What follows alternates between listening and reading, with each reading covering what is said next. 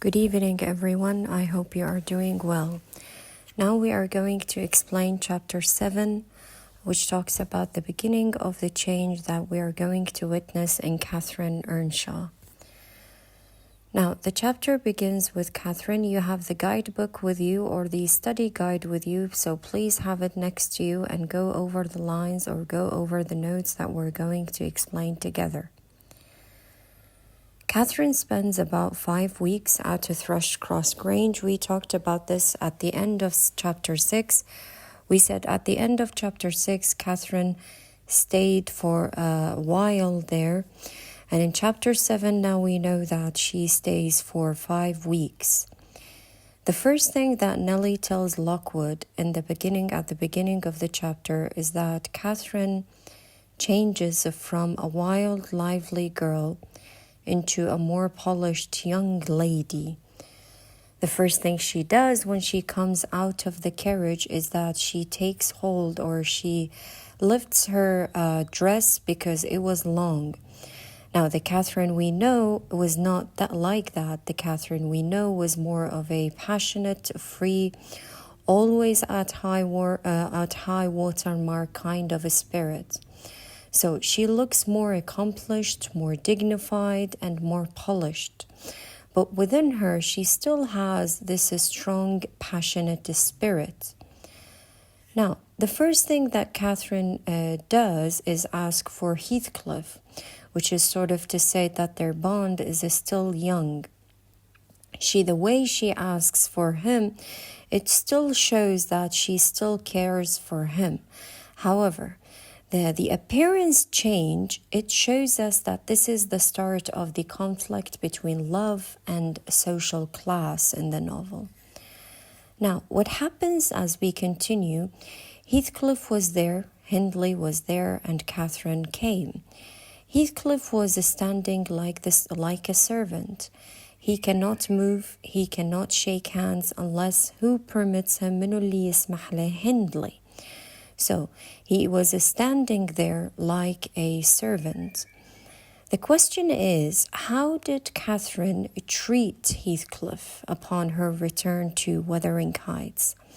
She hurts Heathcliff by laughing at his dirty, untidy appearance. Now, some of you have said that this is unintentional, but even though it is not intentional, the words are what? The words are humiliating and the words are cruel, especially since the fact that Catherine and Heathcliff, they have a close bond between them.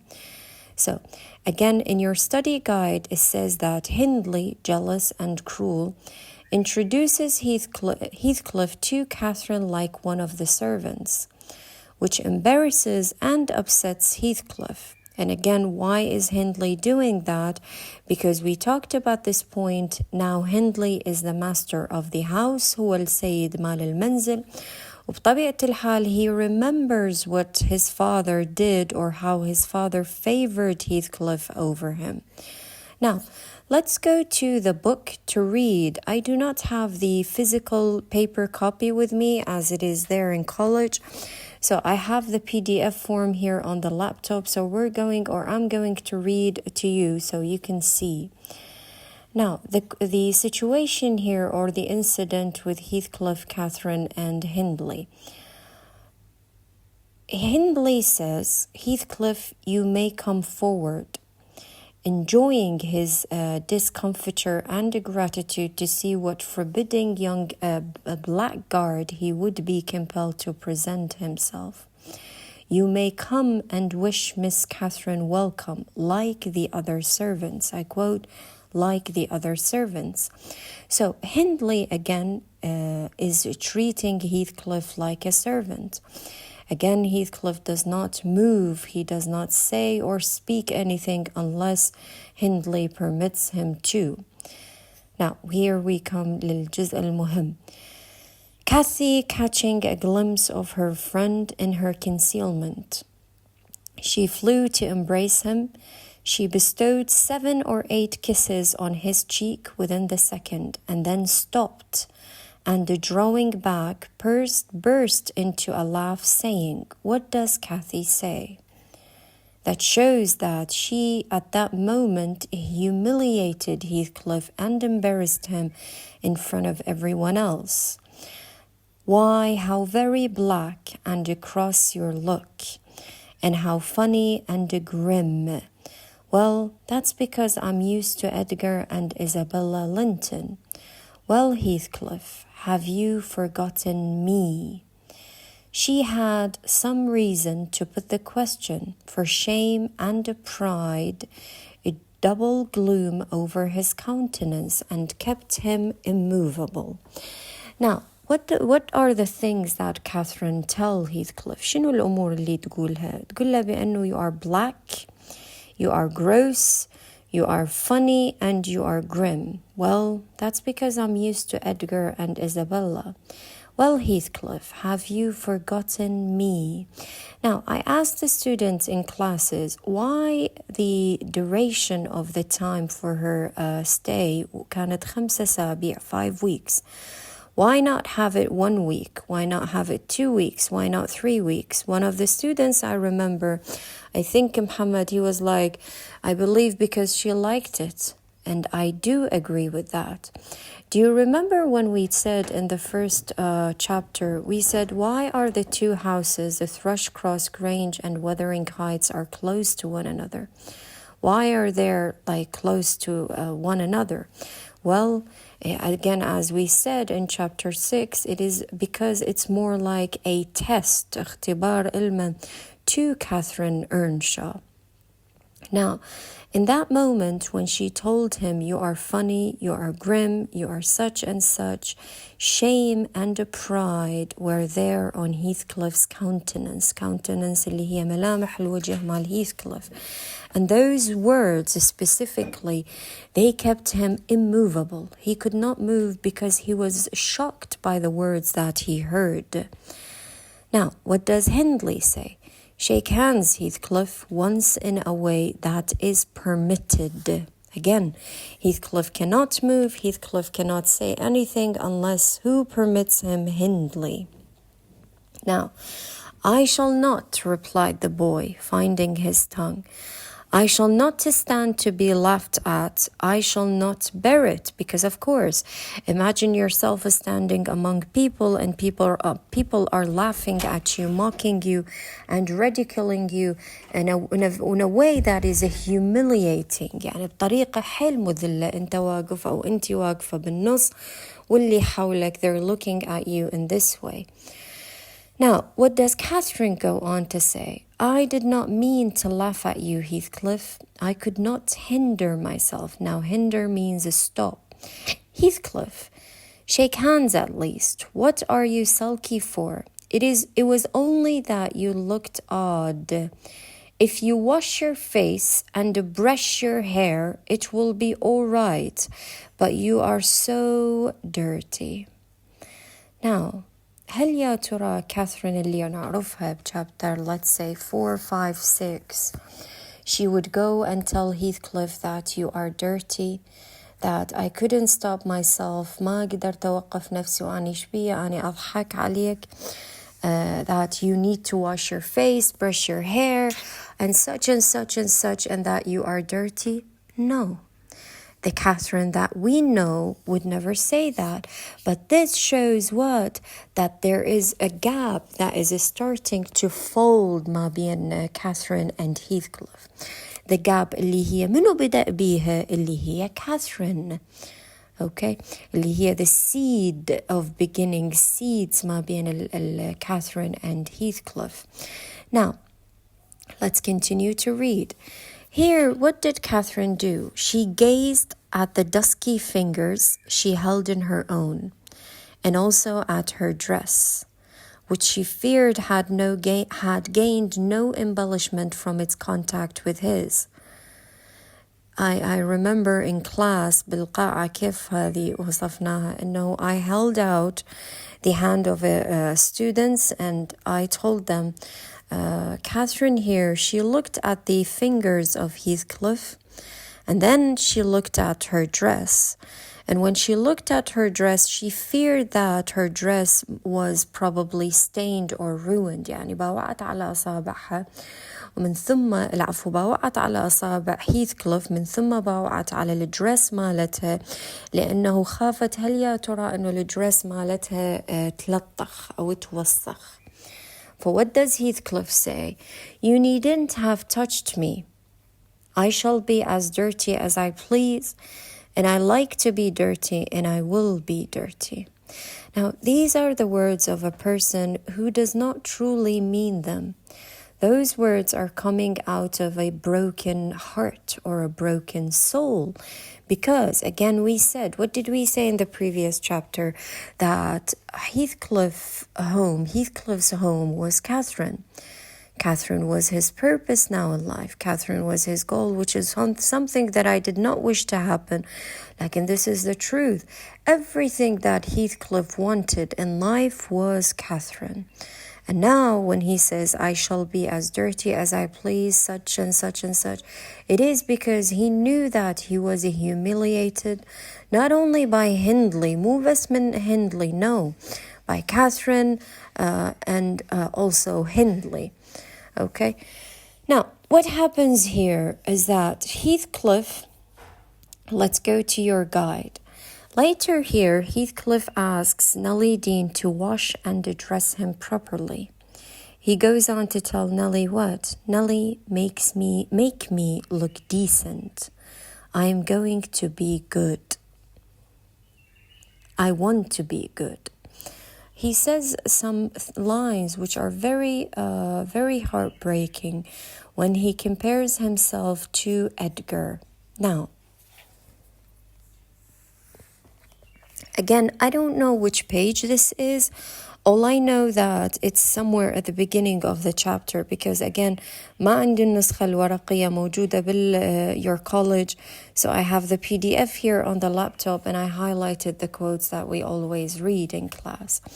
And now, though I have dinner to get ready, I'll steal time to arrange you so that Edgar, this is Nellie, so that Edgar Linton shall look quite a doll beside you. And that he does. You are younger, and yet I'll be bound you are taller and twice as broad across the shoulders. You could knock him down in a winkling. Don't you feel that you could? This is Nellie. Nellie here is doing something kind. She is cheering up Heathcliff. She is making him feel better. She's encouraging him to see that he within him has something good. Now, when Nellie told him of all of that, what happened here? Heathcliff's face brightened a moment. Then it was overcast afresh and he sighed. His face, what? It was brightened. It was like يعني إجا هذا warm feeling بأنه someone told me something good. لكن what does he say? But Nellie, if I knock him down 20 times, that would not make him less handsome, or me even more so. Those are the two lines that are very heartbreaking.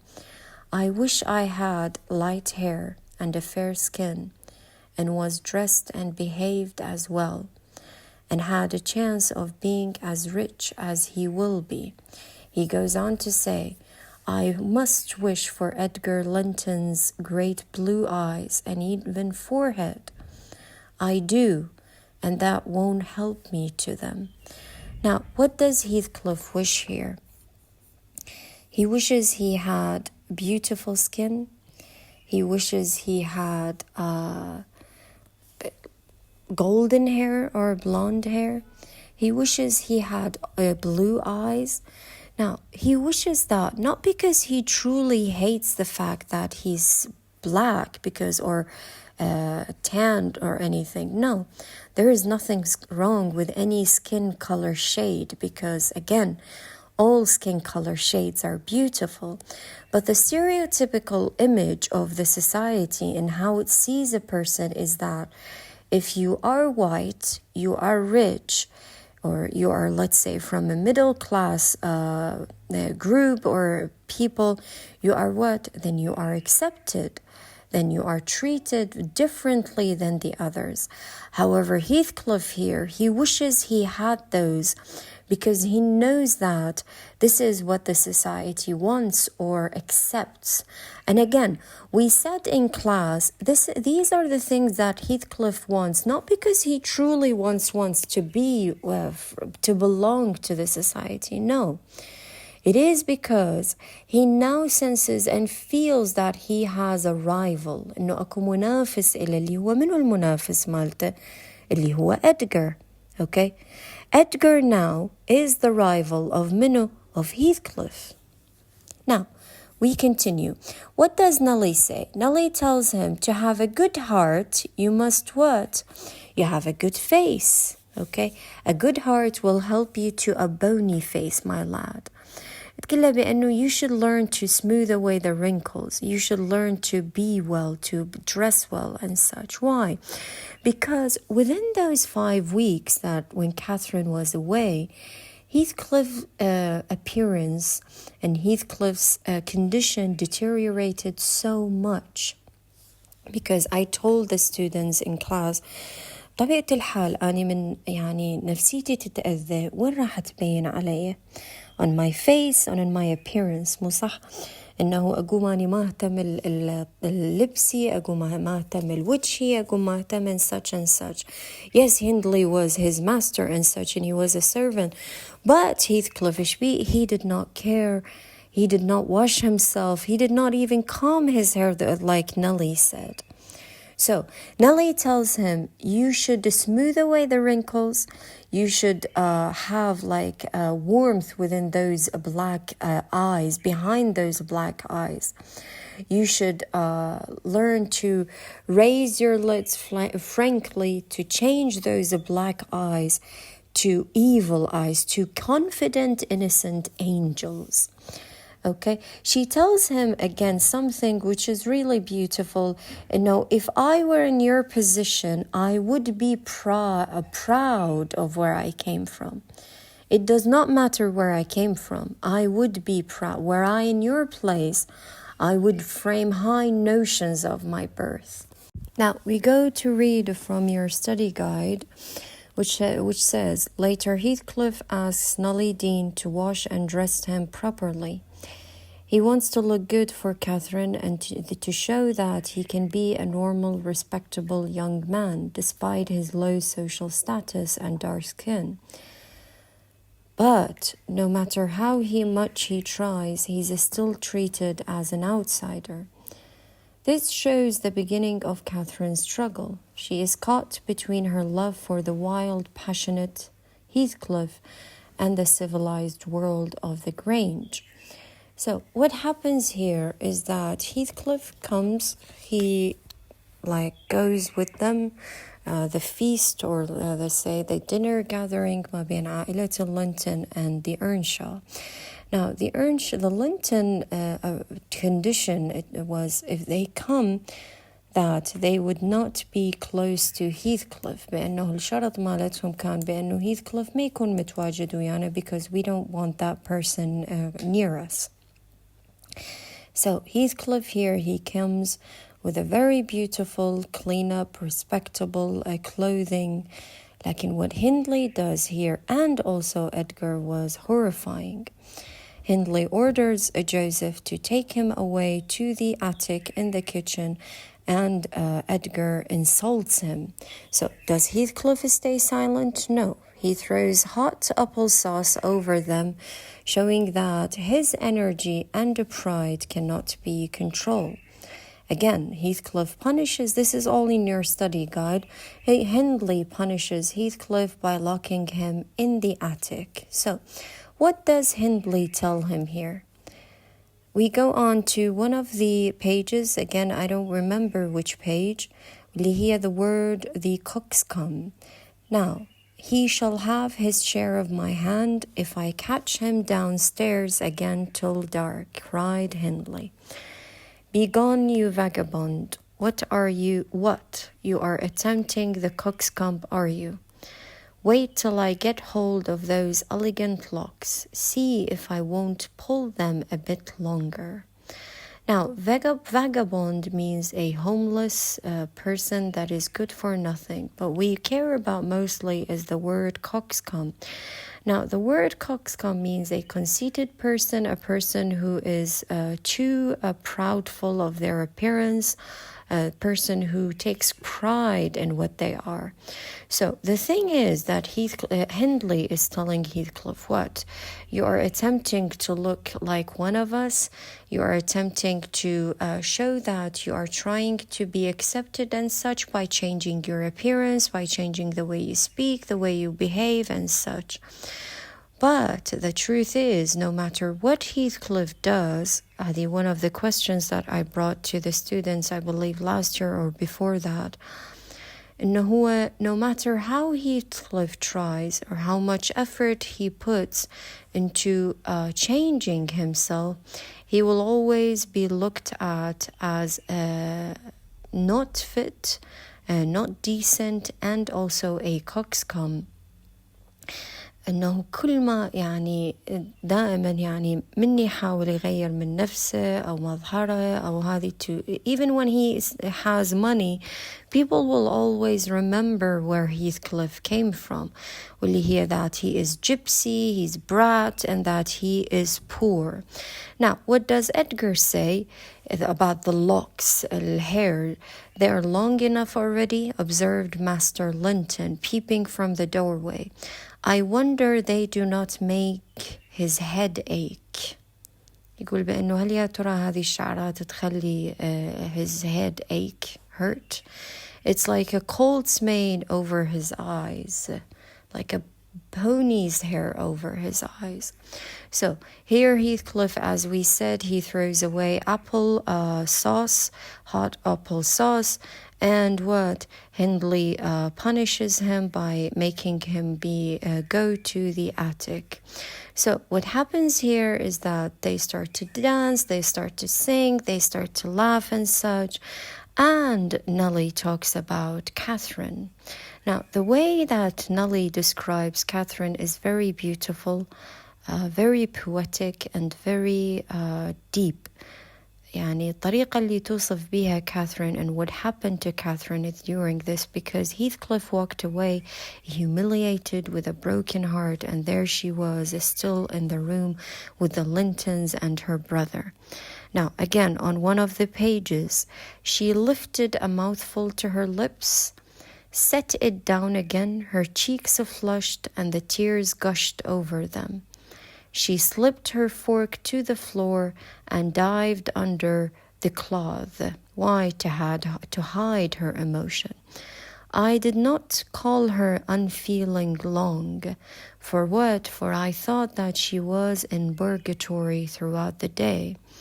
Now, at first, Nellie thought that Catherine was selfish because she did not pay any attention to what happened. So it looks at the beginning.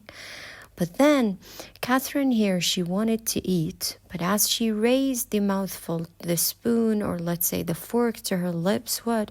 She slipped it back again to the floor because her cheeks, خدودها كانوا flushed, عيونها كانوا حمر, they were red, which shows what? She was crying. And then she put the cloth, البطانية, or whatever there was, to hide her emotion, to conceal her emotion.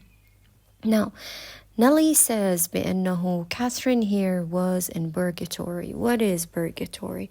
Purgatory is the place where you are between ما بين الجنة والنار, the space ما بين heaven and hell. So here Catherine, it's like, again, she was in a dilemma, معضلة. When you are divided into two, your mind wants something and your heart what? Your heart wants something else. And so her mind wanted to be with to be with Edgar, and her heart what? Her heart was broken for what Heathcliff went through.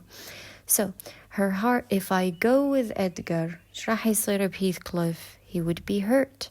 If I go with Heathcliff, what would happen to Edgar? I might lose the chance of being with Edgar. So here Heathcliff, what does he plan to do here, the beginning of the revenge? Now, Catherine worried for him. What does she do? She sneaks up to comfort him, showing how deep their pond is. Locked in the attic, what does Heathcliff say? What does he plan to do? He swears to punish Hindley. This is, I told you, chapter 6 was the climax of the novel, but the beginning of the revenge, it's in chapter 7. Yes, we had Hindley, how he started to revenge, but now we have Heathcliff. Why? Because what happened to Heathcliff was not easy.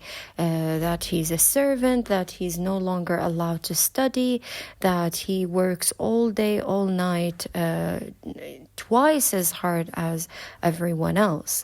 Now, he went down, I set him a stool by the fire and offered him a quantity of good things. Again, this is one of the pages at the very end of the chapter. He was sick and could eat little, and my attempts to entertain him were thrown away. He put two elbows on his knees and his chin on his hands, and he remained there in deep meditation. On my inquiring the subject of his thoughts, he answered gravely, I am trying to settle how I shall pay Hindley back. Now, this is important. I am trying to settle how I shall pay Hindley back. I do not care how long I wait. If I can do it at last, I hope he will not die before I do. So, I am thinking, Yanali, how I'm going to pay Hindley, how I'm going to revenge. I do not care how long I wait, and he truly does wait for a long, long time. If I do it, I hope that Hindley will not die, and he may يموت قبل ما أني أموت. Why? Because I want to have my revenge. Now, what does Nelly tell him? For shame, Heathcliff, said Nelly. It is for God to punish the wicked people. We should learn to what? We should learn to forgive. But is this true? I don't know. I just saw, and I sent you a message on your channel that today is the day of the release of the film of Guillermo del Toro, Frankenstein, which was a masterpiece. And شفت الظاهر حقيقة الفيلم يعني it adds to the collection or to the reasons of why I believe Guillermo or del Toro is a genius director. It was amazing. I highly recommend that you go and watch the film. Now, at the end of the film, he tells him بأنه he seeks يعني to try not to revenge, but to have let's say to see why he was treated so cruelly, and so he tells him, "I forgive you." So forgiveness is what? Can we say that forgiveness is for the brave people, for the courageous people? I don't know. This أنا حقيقة ما أعرف. This is up to you.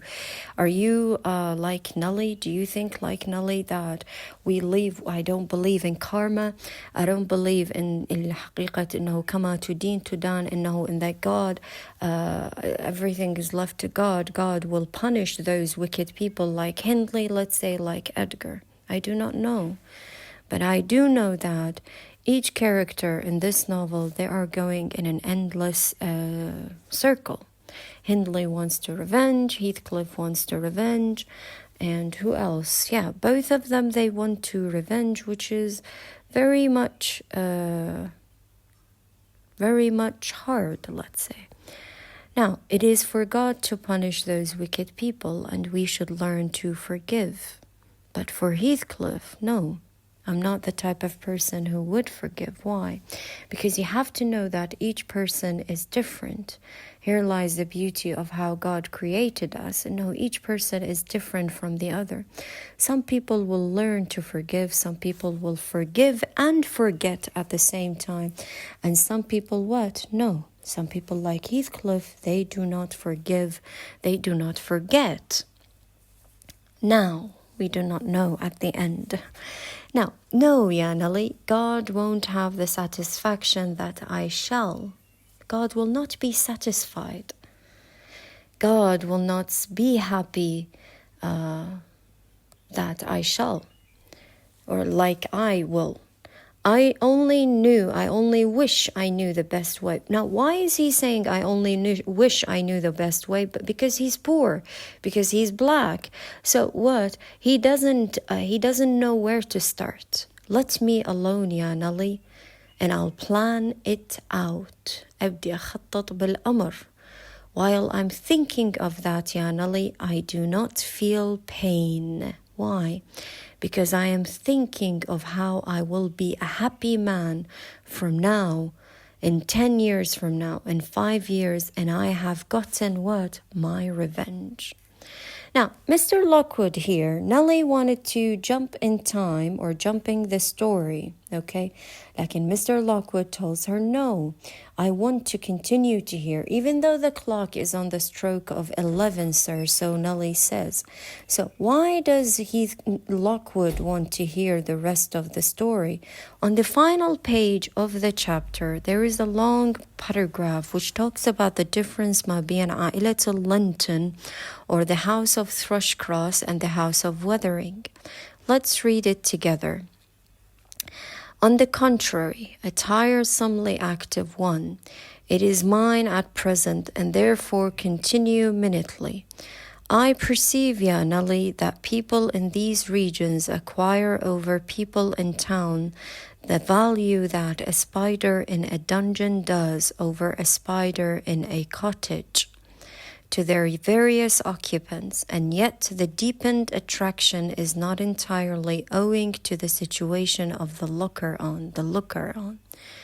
Now, this is important. They do live more in earnest, more in themselves, and less in surface change and the frivolous external things. I could fancy, Nelly, a love for life here almost possible. Now, who is the spider in a dungeon? العنكبوت في الخندق أو العنكبوت في الزنزانة مقارنة بالعنكبوت بالكوخ. A spider in a dungeon, or a spider in a cell, let's say they're the Wuthering Heights people, the Earnshaws. The spider in a cottage, they're the Linton people, or the Linton family. So what is Lockwood saying here?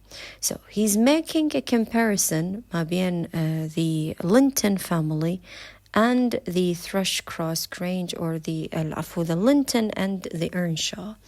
إنه Wuthering Heights is like a spider in a dungeon. How so? They live more in earnest, more within themselves, because they suffer, because they feel things more deeply. They're isolated, they're harsh, they're intense, and their emotions and passions are strong. And hereby, yes, they are cruel, yes, they are violent, yes, they are such and such, but they are what? At the same time, they are beautiful. Because what makes a human beings what is beautiful, aside from the mind, is us having deep emotions. However, Thrushcross Grange is like a spider in a cottage, kuch. They're comfortable, they're polite, they're orderly, but they're what? They're less passionate. So the contrast here, it shows the environment and how the environment what shapes people. The Moors, they create raw, emotional, powerful people, while the Grange, it gives us calm, refined people, civilized people. So here is he's saying that the frivolous things, الأشياء اللي هي احنا نقول trivial, الأشياء التافهة, إنه Wuthering Heights, they do not live within those things. So he tells her, Ya Nelly, I feel that I could fancy a love for life here almost possible. We said at the beginning, Mr. Lockwood came to this place because it was a misanthropist heaven. It was a place misanthropist يعني أشبه بالجنة للناس اللي يكرهون صحبة الناس, أو people who hate the company of other people. لكن after what? After 7 chapters, it appears that Mr. Lockwood loves what is going on. he passionately feels the things that are going in Wuthering Heights, or let's say in a Thrush-Cross Grange. Now, by here we end the chapter. So the most important point is the change of Catherine Earnshaw. How does she change? Why does she change? Do you think that the 5 weeks that Catherine spent at Wuthering Heights or at the Grange are enough to change a person? Is it enough to create tension between who she really is and what society expects? And how much someone like Heathcliff have to do to be accepted? Or is it ever enough, as we will see? Is it enough that he changes to be something or someone entirely different? And how far can anger and desire for revenge go before it consumes a person? I know we've not yet reached how Heathcliff is going to change or how he's going to have whether or not his revenge. But the question I want you to ask yourself as you read what is going on with Heathcliff, whether revenge and his desire for revenge consumes him or not. Will he ever find the satisfaction that he says God will not have or not? Will he be satisfied after he has his revenge or not? So those kind of questions you have to ask, because in them you see that Emily Bronte, our writer, shows the struggles maybe in Catherine or of Catherine and Heathcliff. The fight or the struggle might be in the natural passion and what the society has, the rules that the society has. And the first signs of the conflict that will shape that love. I'm not going to say tragic, I'm just going to say love. Okay, so ask yourself these kind of questions, because as you go along the chapter and ask them, you will notice, you will feel so much of what the characters are feeling or struggling or going through.